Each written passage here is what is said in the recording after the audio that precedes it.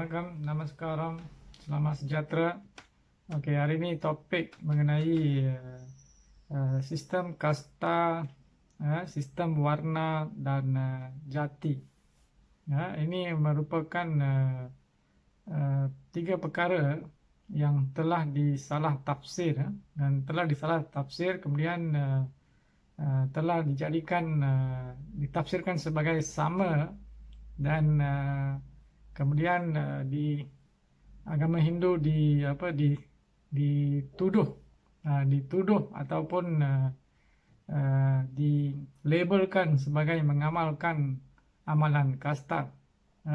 So untuk memahami perkara yang sebenar, so kita perlu melihat tiga perkataan utama yang sering diamalkan, iaitu warna. Satu ialah warna, kemudian yang kedua ialah perkataan kasta, dan yang ketiga ialah perkataan jati. Jadi dalam bahasa Tamil dipanggil jadi, bukan jati dalam bahasa Melayu. So tiga perkataan ini sering ditafsirkan sebagai sama, kemudian ia dikatakan sebagai agama Hindu dikatakan sebagai mengamalkan sistem kasta. So perkataan untuk sebagai pendahuluan, so kita perlu jelas bahawa agama Hindu tidak pernah mengamalkan ataupun tidak pernah mensyaratkan pengamalan kasta di kalangan manusia. So perkataan kasta ini tidak wujud dalam mana-mana perkataan, dalam mana-mana kitab agama Hindu. Tiada satu perkataan pun yang boleh disamakan dengan perkataan kasta. Dalam agama Hindu hanya dijelaskan mengenai sistem warna. Sistem warna berbeza dengan sistem kasta. So itu sangat jelas, kita perlu lihat satu persatu. Dalam kehidupan harian, perkara ini telah dikatakan sebagai satu amalan yang sama, dan amalan kasta ini memang dikatakan sebagai tidak patut, dan banyak pihak yang menuduh mengapa Tuhan Hindu membawa amalan kasta untuk membeza-bezakan manusia yang sepatutnya sama. Dalam kitab-kitab agama lain dikatakan manusia dianggap sebagai sama, tapi mengapa agama Hindu mengamalkan kasta? Inilah tuduhan tuduhan terhadap agama Hindu. Ini merupakan tuduhan palsu yang tidak benar. Okey, perkataan kasta yang sebenarnya kalau kita lihat, perkataan kasta ini wujud daripada perkataan kasta, kasta daripada Latin, iaitu semasa penjajahan pihak penjajahan Portugis sampai di India, mereka membawa perkataan kasta ini dan cuba menyamakan perkataan warna yang ada dalam sistem agama Hindu dan disamakan. Itulah masalah di sana. So pihak penjajah ini tidak dapat mentafsirkan perkataan warna, tapi mereka membawa maksud kepada kasta yang diamalkan di negara-negara Eropah sejak zaman awal. So perkataan kasta ini bermaksud seseorang itu atau keturunan itu seseorang itu sama ada didiskriminasi ataupun mendapat kelebihan berdasarkan kelahiran mereka dan mewarisi itu daripada pihak yang generasi yang lebih awal. Ini amalan kasta. So kasta tidak semestinya diskriminasi, ia juga menjadi kadang-kadang keistimewaan, privilege kepada sesuatu kaum kerana mereka lahir dalam kaum tertentu. So inilah kasta. So, kasta ini diamalkan oleh manusia, dicipta oleh manusia untuk menjaga imej ataupun status quo, ataupun menjaga ego sesuatu kumpulan, ataupun merendahkan sesuatu kumpulan. Inilah kasta. Manakala perkataan warna, warna ini adalah sistem warna yang diamalkan oleh agama Hindu. Dalam kitab-kitab Hindu ada menjelaskan sistem warna, iaitu warna ini ditentukan oleh guna. Guna means kelakuan tahap minda, dan kelakuan mereka, perbuatan mereka, sifat-sifat naluri mereka, itu. Tapi dalam kitab dia jelas kata warna ini ditentukan oleh guna dan karma mereka itu. Dalam kitab Bhagavad Gita jelas sana. So jadi dalam keadaan di sini, so warna seseorang itu bergantung kepada dalam tahap paling awal bergantung kepada pendidikan, yaitu dalam asrama dharma, yaitu brahmacharya. Brahmacharya ini bermaksud seseorang itu pada usia awal perlu belajar. So mereka akan masuk ke institusi pendidikan seperti Gurukulam, dan di sana mereka akan belajar untuk mencapai sesuatu tahap. So ada yang belajar menjadi Brahmin, ada yang belajar menjadi Kshatriya, dan ada pula yang belajar menjadi Vaishya. Manakala golongan yang tidak belajar langsung, mereka ini akan digelar sebagai Shudra. So di sinilah munculnya amalan warna.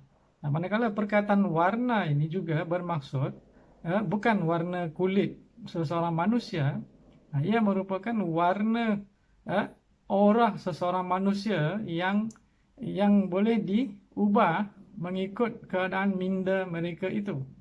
So melalui perilaku yang baik, melalui perilaku sistem pemakanan, kesihatan yang baik dan pemikiran yang baik, orang seseorang itu boleh berubah warna daripada gelap kepada cerah. Itu di sini maksud warna. So warna ini bukannya datang daripada kelahiran.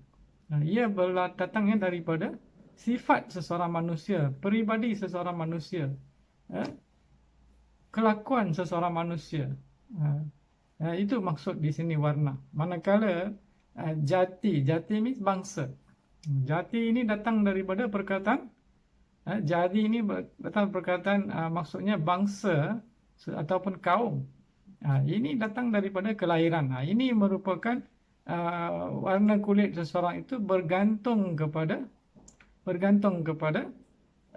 ibu bapa mereka, dan warna kulitnya bergantung kepada kelahiran. So jadi ataupun bangsa ini bergantung kepada kelahiran. Manakala kasta itu berlaku akibat ego manusia untuk menjaga status quo sesuatu kumpulan manusia, ataupun untuk menjatuhkan status quo satu kumpulan manusia. Itu merupakan kasta. Manakala warna ini datang daripada sistem pendidikan di mana tahap minda seseorang itu, kemudian mereka akan bekerja dalam bidang tertentu. So warna ini ditentukan berdasarkan pendidikan, kemudian kerja mereka, kemudian juga kelakuan mereka, dan juga melalui sifat keimanan mereka. So warna ini berbeza daripada kasta.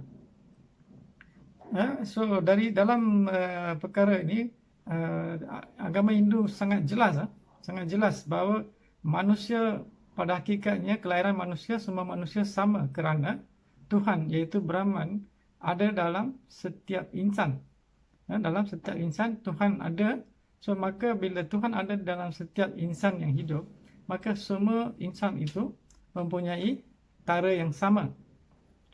Semua orang sama rata di sisi Tuhan.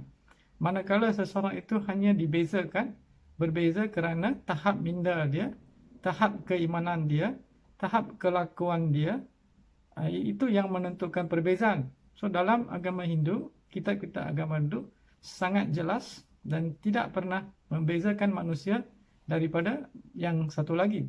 Agama Hindu tidak pernah menghukum manusia yang tidak menyembah Tuhan.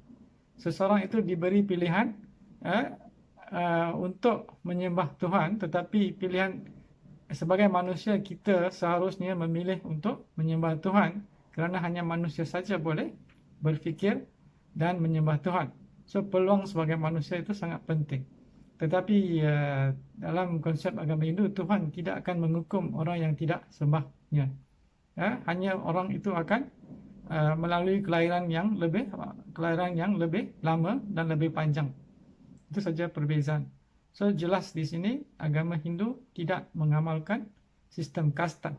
Sistem kasta ini diamalkan oleh penduduk di seluruh dunia, sama ada secara sedar atau tanpa sedar. Kita boleh lihat di dalam segala keadaan manusia sistem kasta ini wujud. Seterusnya kalau kita lihat amalan-amalan agama Hindu sering dituduh sebagai mengamalkan amalan kasta. So ini merupakan tuduhan yang palsu dan tidak berasas. Kebanyakan pihak tertentu menuduh agama Hindu mengamalkan amalan kasta ini dengan atas tujuan untuk merendahkan agama Hindu, kemudian mengambil peluang untuk